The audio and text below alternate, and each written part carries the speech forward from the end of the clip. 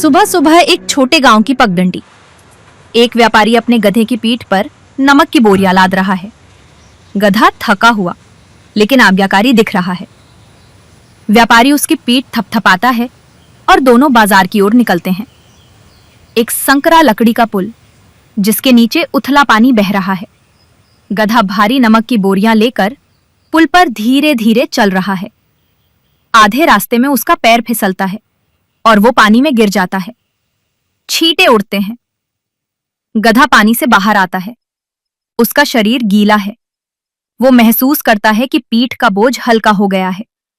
व्यापारी आश्चर्य से देखता है लेकिन चलता रहता है। गधा अंदर ही अंदर मुस्कुराता है। अगले दिन वही पुल। गधा जानबूझकर फिसलने का नाटक करता है और फिर से नदी में गिर जाता है। बाहर आकर वो खुश है कि नमक घुल गया और बोझ कम हो गया।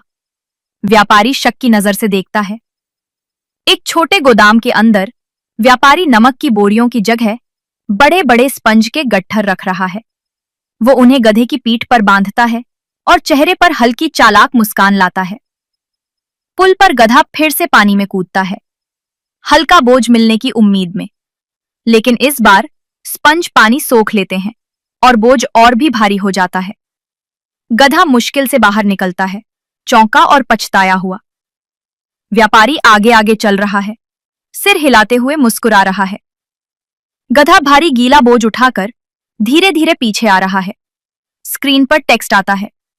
शॉर्टकट हमेशा काम नहीं करते, कभी कभी उल्टा पड़ जाता है।